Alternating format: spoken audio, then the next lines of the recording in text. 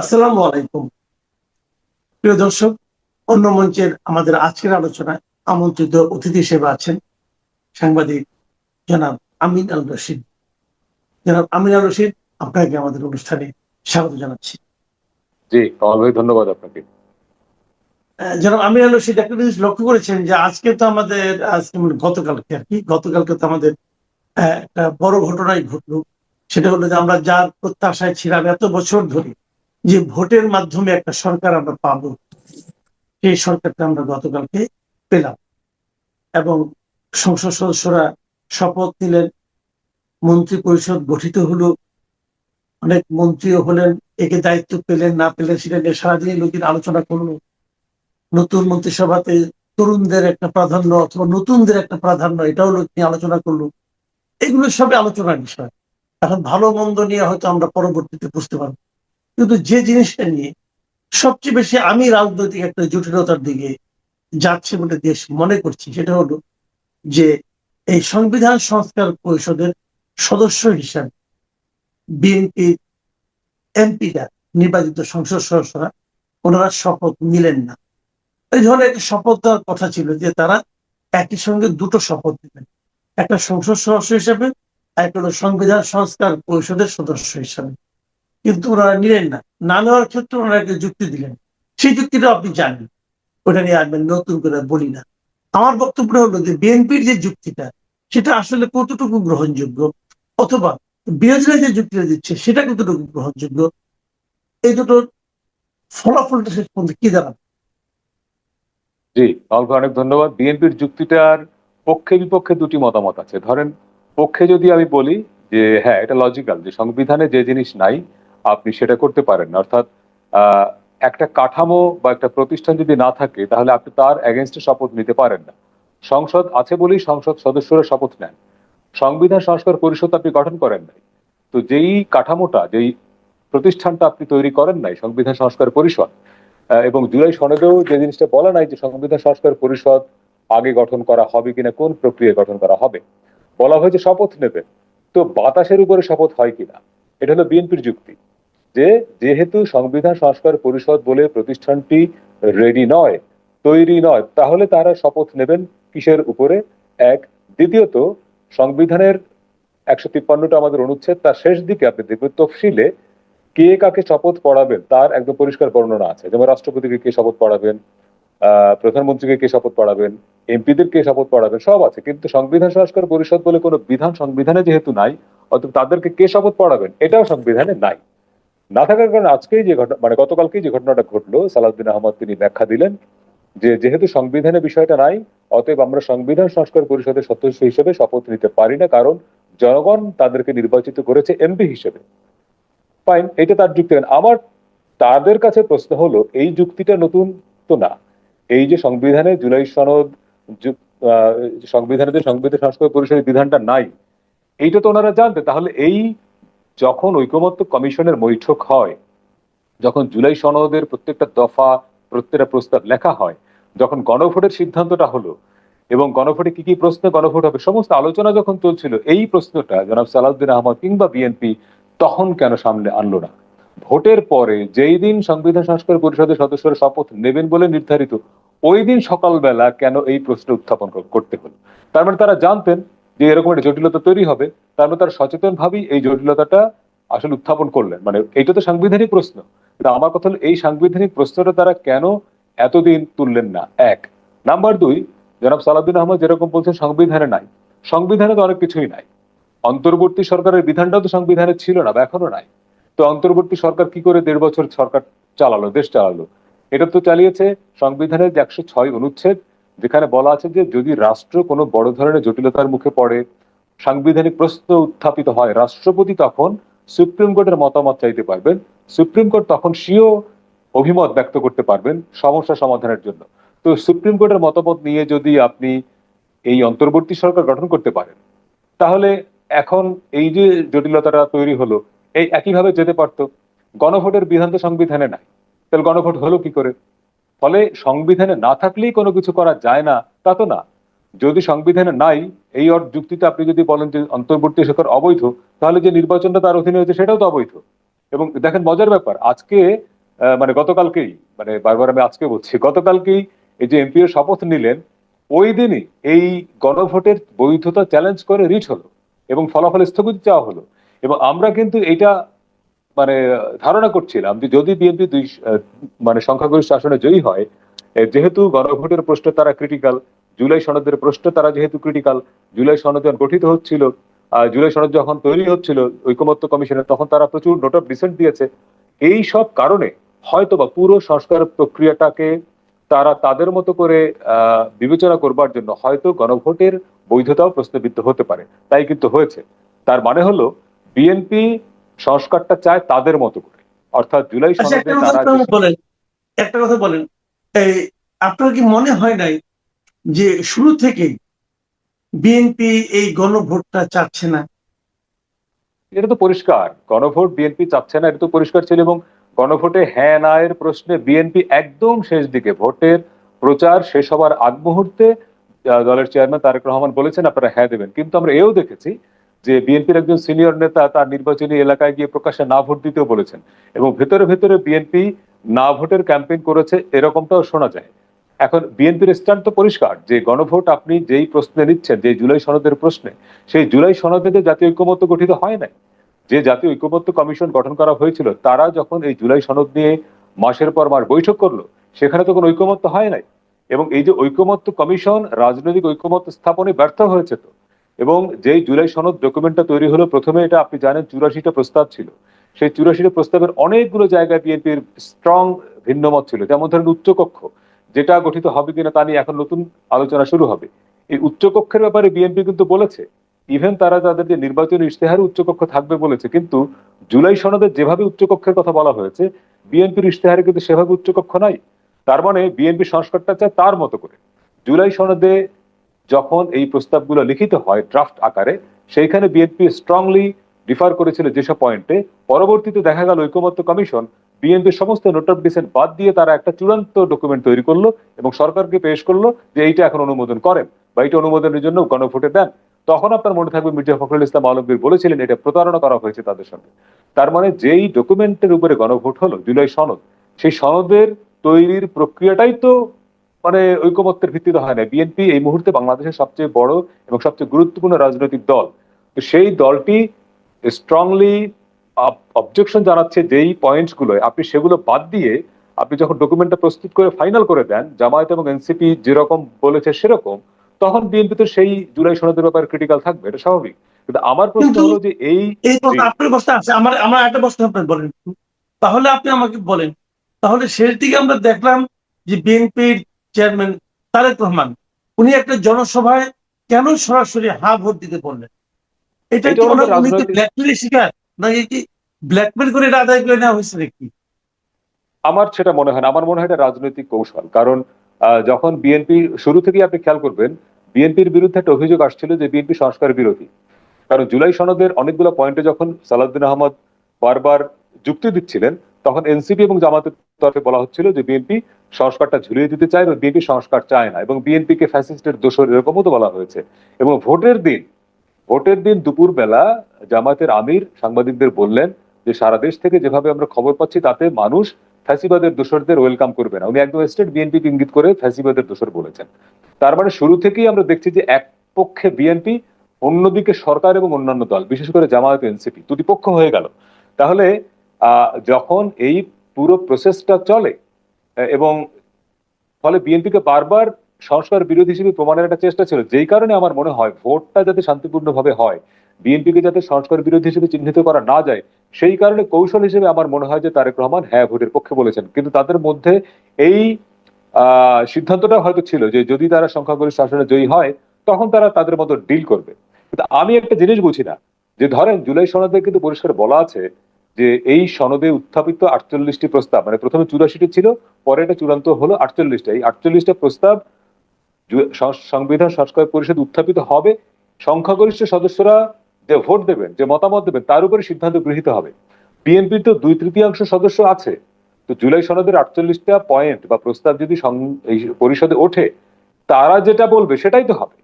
এইখানে জামায়াত এনসিপি যত যাই বলুক না কেন, বিএনপির 2/3 সদস্য যদি বলে যে আমি উচ্চকক্ষ এভাবে চাই, আমি 70 অনুচ্ছেদ এভাবে চাই, তার বাইরে তো এনসিপি জামাত যেতে পারবে না বা সুযোগ নেই পাশ হওয়ার। তাহলে বিএনপি কেন সুযোগটা নিল না আমি ঠিক জানি না। তারা কেন এই শপথ না নিয়ে আর এক দফায় কিন্তু আহ, তাদেরকে, বিএনপি কিন্তু অলরেডি বলা শুরু হয়েছে যে তারা সংস্কার চায় না।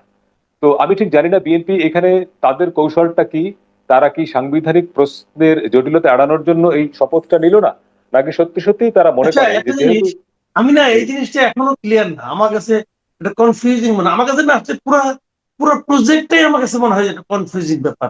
যে ঠিক আছে, আমি জুলাই সনদ পর্যন্ত আমার ঠিক আছে, যে একটা সনদ বানাইছে, কিন্তু এই সনদ বাস্তবায়নের জন্য যে যে প্রক্রিয়াগুলি নেওয়া হয়েছে, এই পুরো জিনিসটাই আমার কাছে কিন্তু মানে কেমন যেন কনফিউজিং মনে হয়। আচ্ছা, একটা কথা আপনি আমাকে বলেন, তারা যে বলেছিল যে সংবিধান সংস্কার পরিষদ একটা করবে, যারা এমপি নির্বাচিত হবে তারা সংবিধান সংস্কার পরিষদের সদস্য হিসাবে শপথ নেবে, 180 দিনের মধ্যে তারা এটাকে বাস্তবায়ন করবে। তো ওইখানে কি এমন কোন সুযোগ ছিল যে সংবিধান সংস্কার পরিষদের সদস্যরা ইচ্ছা করলে জুলাই সনদের কিছু কিছু জিনিস বাদ দিতে পারতো, চেঞ্জ করতে পারতো, পারার কোন সুযোগ কি ছিল এখানে, নাকি যা আছে হুবহু সেটাকে না পাস না করতে না হবে?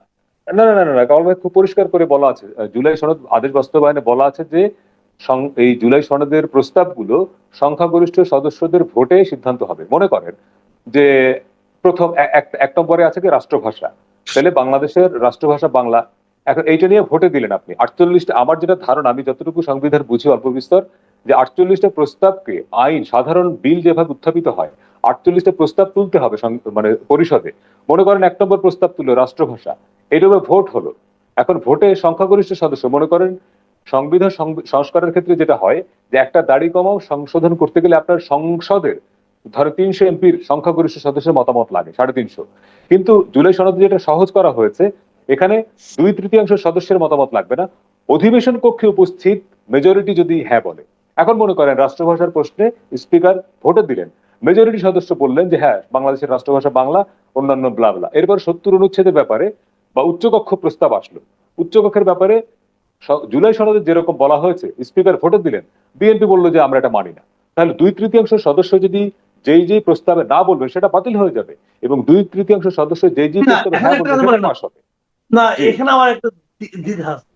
কারণ গণভোটে যে 4টা প্রশ্ন আছে, এই 4 প্রশ্নের যে দ্বিতীয় প্রশ্নটা, সেখানে তো উচ্চ কক্ষর মানে আপনার গঠন প্রক্রিয়া সম্পর্কেও সরাসরি বলে দেওয়া আছে, হুম। এবং উচ্চ কক্ষের একটা ক্ষমতা সম্পর্কেও সরাসরি বলে দেওয়া আছে। যদি এটা যদি গণভোটে পাশ হয়ে যায়, যেটা তখন পিপুলস উইল হয়ে গেল, জনগণ বললো যেটা আমি করতে চাই, যে জনগণ থেকে যেটা পাশ হয়ে আসছে, সেটা কি গণপরিষদের যে আবার চেঞ্জ করার কোনো স্কোপ থাকে?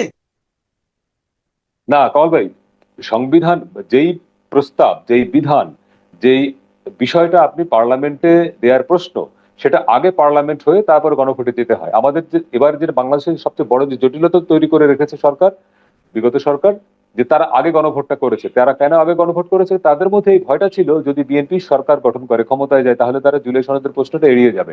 তারা এটা তো ওটাই তো হলো, এটা না তাই হলো। ওইটাই তো হলো। এখন তারা ওই ভয় থেকে আগে, এখন গণভোট কখন হয় সারা পৃথিবীতে? প্র্যাকটিস, গণতান্ত্রিক প্র্যাকটিস, যে আপনি একটা প্রস্তাব বা কোনো একটা বিল বা কোনো একটা সিদ্ধান্ত আগে পার্লামেন্টে পাশ করবেন, রাষ্ট্রপতির কাছে স্বাক্ষর করতে যাওয়ার আগে এই যে মধ্যবর্তী সময়, পার্লামেন্ট রাষ্ট্রপতি মাঝখানে যে সময়টা গণভোটে দিবেন। আমাদের হয়েছে আগে গণভোট নিয়ে, গণভোটের পরে পিপলস ম্যান্ডেট নিয়ে তারপরে পার্লামেন্টে পাঠানো, এটা উল্টা তরিকা। আমি তো শুরু থেকেই এটার বিরোধিতা করেছি যে আগে গণভোট হয় না। ডক্টর সাহাদি মালিক এটার বিরোধিতা করেছেন।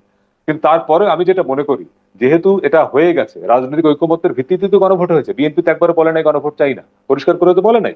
যেহেতু আমরা ধরে নিচ্ছি তাহলে গণভোটে বিএনপি সমর্থন ছিল, যেহেতু গণভোটে বিএনপি সমর্থন ছিল, তার দলের লোকেরাও একে ভোট দিয়েছেন, তাহলে এখন আপনাকে এইটা অ্যাভয়েড করার সুযোগ নাই। সমাধান যেটা হতে পারতো যে এইটার আলোকে সংবিধান সংস্কার পরিষদ একটা গঠন করার পরে পরিষদে গিয়ে সিদ্ধান্তটা হোক না। বিএনপি তো স্ট্রং মেজরিটি আছে, সে কেন মনে করে যে জুলাই সনদ 48 হবে? তা তো না। ওই জুলাই সনদ বাস্তবায়ন আদেশে বলা আছে যে এটা সংখ্যাগরিষ্ঠ সদস্যরা যদি 48টা দফা বাদ দিয়ে দেয়, কারো কিছু করার নেই। এখানে কিন্তু এনসিপি জামাত বলতে পারবে না যে জনগণ গণভোট দিয়েছে বলে আপনি এটা পারাপোজ করতে পারবেন না, সেই সুযোগ নেই। কারণ এখানে গণভোটের চেয়ে পাওয়ারফুল হচ্ছে পার্লামেন্ট। জনগণের প্রতিনিধিরা যদি মনে করেন যে আমরা এটা এভাবে করব না, সেইখানে এমপিরা তো গণভোটের অ্যাগেনস্টে শপথ নেয় নাই, এমপিরা শপথ নিয়েছে জাতীয় সংসদ নির্বাচনের অ্যাগেনস্টে। ফলে গণভোট এখানে একটা সেকেন্ডারি এলিমেন্ট। কিন্তু এইখানে যেটা হয়, জামায়াত এবং এনসিপি তাদেরকে একটা কথা বলার সুযোগ করে দেওয়া হলো যে দেখো বিএনপি সংস্কারটা চায় না, এই স্কোপটা না দিলেও পারতো। এখন পর্যন্ত অপশন যেটা আছে, সুযোগ আছে, আমি যেটা মনে করি যে যেহেতু একটা সাংবিধানিক প্রশ্ন অ্যারাইজ করেছে, বিএনপি সাংবিধানিক প্রশ্নটা তুলেছে, সংবিধানের 106 অনুচ্ছেদের আলোকে সুপ্রিম কোর্টের একটা মতামত নেওয়া যায় যে এই সংকট থেকে বেরোনোর পথটা কি। সুপ্রিম কোর্ট তখন বলে দিতে পারে যে হ্যাঁ, এই সংবিধানে না থাকলে পরেও সিইসি যদি শপথ পড়ান, সিইসি শপথ পড়ানোর মধ্য দিয়ে সংবিধান সংস্কার পরিষদ গঠিত হয়ে যাবে, সেই পরিষদে জুলাই সনদের ব্যাপারে সিদ্ধান্ত হবে। তখন কিন্তু সেই যে 48টা দফা, 48টা প্রস্তাব জুলাই সনদে আছে, আপনি একটা একটা বিল আকারে তোলেন না, সেইখানে 70 অনুচ্ছেদ তোলেন, প্রধানমন্ত্রী ক্ষমতা তোলেন, রাষ্ট্রপতি নিয়োগ তোলেন, তখন সে এবং 180 দিন তো অনেক সময়, 180 দিন ধরে আপনি ডিবেট করেন, একটা প্রস্তাব নিয়ে 5 দিন বিতর্ক করেন, দিন রাত ডিবেট করেন। তত্ত্বাবধায়ক সরকার নিয়ে রাতভর ডিবেট হয়েছে না বাংলাদেশের পার্লামেন্টে। আমার কথা হলে এই গণতান্ত্রিক প্রক্রিয়ার মধ্যে যাওয়া দরকার, একটা ডিবেট। আবার আপনি আরেকটা সহজ তরিকা দেখেন, জুলাই সনদে যেই প্রস্তাব বলা হয়েছে, এই প্রস্তাবগুলো কিন্তু সংবিধান সংস্কার পরিষদ ছাড়া সাধারণ পার্লামেন্টেও কিন্তু এগুলো সমাধান করা সম্ভব ছিল। কিন্তু কেন জুলাই সনদের মানে এই সংবিধান সংস্কার পরিষদ গঠন করা হলো? ঐকমত্য কমিশন বা সরকার, অন্তর্বর্তী সরকার মনে করেছে যে রাজনৈতিক দলগুলো বিগত দিনে যেরকমটা হয়েছে যে ঐকমত্য হয়েছে কিন্তু কেউ কোনো মানে নাই, মানে যেমন 3 জোটের উপরে এক্সাম্পল হিসেবে বলে, এই কারণে তারা মনে করেছে গণভোটের মধ্য দিয়ে গেলে এটা বাধ্যবাধকতা তৈরি হবে একটা। মানে ভাবখানা এরকম, আমি বলি ভাবখানা এরকম যে রাজনৈতিক দলগুলো সব বাটপার, আর অন্তর্বর্তী সরকারের তারা হলো গিয়ে মহাজ্ঞানী এবং মহাসাধু, তারা সব ঠিকঠাক করে দিবে। এই বাটপাড়া যদি না মানে, এই জন্য জোর করে মানানোর ব্যবস্থা করছে। এই যে মানসিকতাটা, এই যে পরস্পরের প্রতি যে এক ধরনের মানে আপনার অনাস্থা। অবিশ্বাস, অনাস্থা, এটা কি কোনো সুস্থ তরিকা হইতে পারে নাকি? যাই না হোক, না, এটা ওটা তো যা হওয়ার হয়েছে, আমি অন্য প্রসঙ্গে আসি। এখন আপনি বলেন, আপনি আমাকে সমাধানটা কি হবে সামনে? সমাধানটা আমি আপনাকে বললাম যে এই সমাধানটা এখন দুইটা। বিএনপি যেহেতু তাদের অবস্থান পরিষ্কার করেছে যে তারা এইভাবে এই মুহূর্তে এখনই সংবিধান সংস্কার পরিষদের সদস্য হিসেবে শপথ নিতে চায় না। এখনই নিতে চায় না মানে তারা নেবে না সেটা কিন্তু বলে নাই, তারা কিন্তু হাতে অস্ত্র রেখে দিয়েছে। তাহলে কখন নেবে? দুটি পথ। এক হলো সংসদ গঠিত হয়ে যাবে, বিএনপি 2/3 মেজরিটি আছে, বিএনপি সংবিধান সংশোধন করে এই সংবিধান সংস্কার পরিষদের বিধানটি সংবিধানে যুক্ত করবে, তারপরে তারা শপথ নেবে। এটা হলো এক, এটা লং প্রসেস। আর একটা সহজ তরিকা হলো আমি যেটা বললাম যে সুপ্রিম কোর্টের একটা মতামত নেওয়া যায় সংবিধানের 106 অনুচ্ছেদের আলোকে, যে মহামান্য আদালত একটা সাংবিধানিক প্রশ্ন তৈরি হয়েছে, আপনি এটা সমাধান দেন। সুপ্রিম কোর্ট তখন বলে দিতে পারে এই ওয়েতে সংবিধান সংস্কার পরিষদ গঠন করা যেতে পারে, অথবা দরকার নাই। অর্থাৎ বলটা সুপ্রিম কোর্টে ছেড়ে দেওয়া যেতে পারে। তাহলে হবে কি, বিএনপি যে সাংবিধানিক প্রশ্নটা উত্থাপন করেছে, বিএনপির ঘাড়ে আর থাকলো না। এখন পর্যন্ত কিন্তু পাবলিক পারসেপশন এরকম দেয়া হচ্ছে জামায়াত এনসিপির তরফ থেকে যে বিএনপি আলটিমেটলি জুলাই সনদ প্রত্যাখ্যান করবে, গণভোট বাতিল করবে, ইত্যাদি ইত্যাদি। ফলে এই জায়গা থেকে বিএনপির উচিত হবে এটা আদালতের মাধ্যমে একটা সমাধান আনা, অথবা এটা পরিষ্কার করে বলা যে আমরা সংসদ গঠিত হবার পরে দ্রুততম সময়ের মধ্যে সংবিধানে এই সংবিধান সংস্কার পরিষদ গঠনের একটা বিধান যুক্ত করব। অর্থাৎ তাদের অবস্থানটা পরিষ্কার করতে হবে। বিএনপির এই জায়গাটা ক্যামোফ্লাজ রাখা যাবে না, ধোঁয়াশা রাখা যায়। তারা পরিষ্কার করে বলবে যে তারা কি আদালতের পরামর্শ নিতে চায়, নাকি তারা নিজেরাই সংবিধান সংশোধন করে এটা যুক্ত করতে চায়। এই অবস্থানটা তাদের পরিষ্কার করা দরকার আমি মনে করি। আচ্ছা, একটা কথা বলেন, এটা শেষ প্রশ্ন আমার। এখন এই যে একটা রিট হলো যে আপনার গণভোট নিয়ে, এখন আদালত যদি বলে দেয় যে গণভোটটাই বৈধ ছিল না, তাহলে সব বাতিল। গণভোটের তাহলে আলোকেই তো জুলাই সনদ। গণভোট যদি অবৈধ হয়ে যায়, গণভোটের ফলাফল স্থগিত হয়ে যায়, তাহলে তো সংবিধান সংস্কার পরিষদ জুলাই সনদের কোনো আলোচনা আর অবকাশ নাই। তখন যেটা হবে, বিএনপির যে 31 দফা, তারা তো শুরু থেকেই বলছে যে 31 দফাই তাদের সংস্কার। তাদের যে 31 দফা, তাদের যে নির্বাচন ইশতেহারে যেসব প্রতিশ্রুতির কথা বলা আছে, এবং অনেকগুলো প্রস্তাব কিন্তু সিমিলার, মানে বিএনপির নির্বাচন ইশতেহার বা 31 দফার সঙ্গে অনেকগুলো কিন্তু জুলাই সনদের প্রস্তাব মেলে। যেমন ধরেন, প্রধানমন্ত্রী পদে 10 বছরের বেশি থাকতে পারবে না, এইটা কিন্তু জুলাই সনদেও আছে, বিএনপির ইশতেহারেও আছে।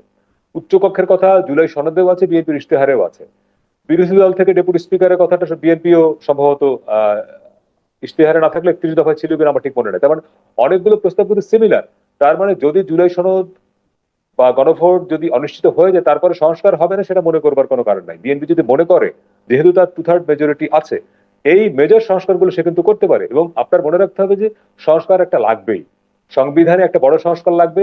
রাষ্ট্রের এই দুদক, পিএসসি, ন্যায়পাল, এই যে রাষ্ট্রের বিভিন্ন প্রতিষ্ঠানের সংস্কার, যেটা দীর্ঘদিন ধরে মানুষের মনে একটা প্রত্যাশা তৈরি হয়েছে, আপনাকে এই জনগণের প্রত্যাশাকে মানে উপেক্ষা করার সুযোগ নাই। একটা বড় অভ্যুত্থান হয়েছে, অভ্যুত্থানের মধ্যে দিয়ে মানুষ বিএনপির পক্ষে জনরায় দিয়েছে। ফলে বিএনপি যদি মনে করে আমরা 2/3 মেজরিটি পেয়েছি, সব ছুড়ে ফেলে দেবো, এইটা বিএনপির জন্য রাজনৈতিক এক ধরনের সুইসাইডাল মানে সিদ্ধান্ত হবে। বিএনপিকে এখন সংস্কারের পক্ষেই থাকতে হবে। সেই সংস্কারটা তার 31 দফার আলোকে হোক, নির্বাচন ইশতেহারের আলোকে হোক, কিংবা জুলাই সনদের আলোকে হোক, বিএনপিকে প্রমাণ করতে হবে তারা সংস্কারের পক্ষে। কিন্তু এখন যদি আপনি যে প্রশ্নটা করলেন, যদি আদালত গণভোটের ফলাফল স্থগিত করে দেন কিংবা গণভোটটাই অবৈধ ঘোষণা করে দেন, তাহলে কি হবে সেটা আমরা জানি না। কিন্তু আমার মনে হয় না সেরকম কিছু হবে, কারণ রাষ্ট্রের সিদ্ধান্ত নিয়ে সকল দলের মতামত নিয়ে যে গণভোটটা হয়েছে, এটা আদালতের একদম এখতিয়ার। কিন্তু শেষ পর্যন্ত আদালত হয়তো গণভোটের ফলাফল স্থগিত করবেন না কিংবা অবৈধ ঘোষণা করবেন না, এটা আমার আমার ধারণা। কিন্তু জি। ফলাফল যাই হোক না কেন, বিএনপিকে আসলে প্রমাণ করতে হবে যে তারা সংস্কারের পক্ষে, এবং জুলাই সনদ থাক বা না থাক, তারা তারা তাদের যে প্রতিশ্রুতি নির্বাচন ইশতেহার 31 দফায়, সেই সংস্কারগুলো, মেজর সংস্কারগুলো তারা করবে। এবং সংবিধান সংস্কার পরিষদের যে জটিলতাটা তৈরি হয়েছে, এর সমাধানটা তারা কোর্টের মাধ্যমে হোক কিংবা সংবিধান সংশোধন করে হোক, তারা এটা করতে চায় বা করবে। এইটা খুব পরিষ্কার মেসেজ পাবলিককে দিতে হবে। জি, অনেক ধন্যবাদ। অনেক ধন্যবাদ জনাব আমিন আল রশিদ। আপনি আপনার ব্যাখ্যা দিলেন, আপনি আইনের কথা বললেন, আদালত কি করবে, অনেক কথাই বললেন। আমিও আমার মতো করে চিন্তা করলাম, কিন্তু দর্শকদের কাছে ব্যাপারটা কিন্তু আপনার রহস্যই রয়ে গেল।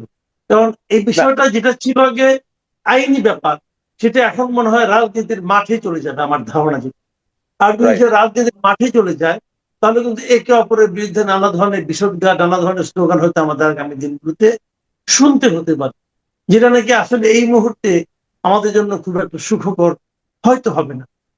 যাই হোক, আমরা দেখে থাকি কি হয়। প্রিয় দর্শক, এখন এ পর্যন্তই। আল্লাহ হাফিজ।